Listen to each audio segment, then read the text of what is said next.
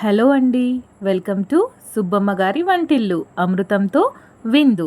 ఈరోజు మన ఛానల్లో ఎగ్ మసాలా కేక్ ఫ్రై ఎలా చేయాలో ఇప్పుడు చూద్దాం.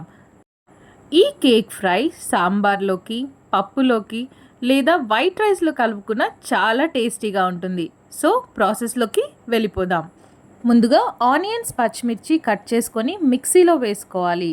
అందులో కొద్దిగా గరం మసాలా కూడా వేసుకొని కొద్దిగా పేస్ట్ లాగా గ్రైండ్ చేసుకోవాలి.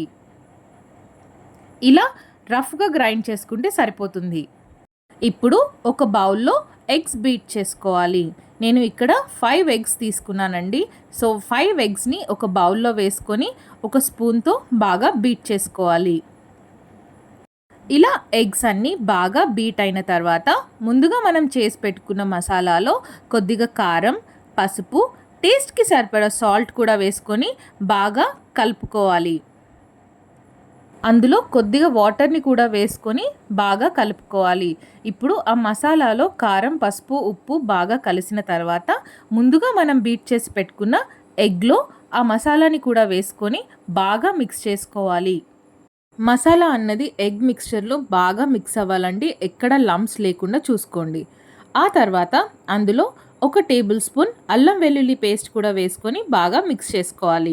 ఇప్పుడు అందులో సాల్ట్ సరిపోయిందో లేదో చెక్ చేసుకొని ఇప్పుడు కుక్కర్ గిన్నెలో కొద్దిగా వాటర్ వేసుకొని ఈ ఎగ్ మసాలా వేయడం కోసం నేను ఇక్కడ అల్యూమినియం వెజల్ కొంచెం థిక్గా ఉన్న దానికి ఆయిల్ అప్లై చేసి ఈ మసాలా అన్నది అందులో వేసుకొని మూత పెట్టుకొని దానిపైన కుక్కర్ మూతతో కవర్ చేసుకున్నాను. పొరపాటును కూడా విజిల్ మాత్రం పెట్టకండి. విజిల్ పెట్టకుండానే ఆవిరిపోయేంత వరకు ఒక 20 మినిట్స్ వరకు బాయిల్ చేసుకొని కేక్ లాగా రెడీ అయిందో లేదో చెక్ చేసుకొని తీసి చల్లారిన తర్వాత ఇలా పీసెస్గా కట్ చేసుకోవాలి. ఇలా పీసెస్గా కట్ చేసుకున్న తర్వాత ఒక ప్యాన్లో ఆయిల్ వేసుకొని ఈ పీసెస్ అన్నవి ఒక్కొక్కటిగా మెల్లగా వేసుకుంటూ 2 సైడ్స్ జాగ్రత్తగా టర్న్ చేసుకుంటూ బ్రౌన్ కలర్ వచ్చేంత వరకు ఫ్రై చేసుకోవాలి. మీడియం ఫ్లేమ్లో పెట్టుకొని మాత్రమే జాగ్రత్తగా ఇలా బ్రౌన్ కలర్ వచ్చేంత వరకు ఫ్రై చేసుకోవాలి.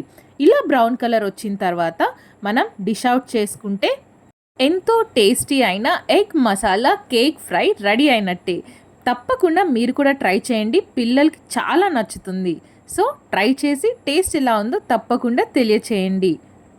నేను చెప్పిన విధంగా ఫాలో అయితే టేస్ట్ చాలా బాగా వస్తుంది. సో ట్రై చేసి టేస్ట్ ఎలా ఉందో తప్పకుండా తెలియచేయండి. Thank you so much for watching అండి. Please like, share and subscribe my channel. మళ్ళీ మరొక వంటతో మళ్ళీ కలుద్దాం. Thank you so much for watching.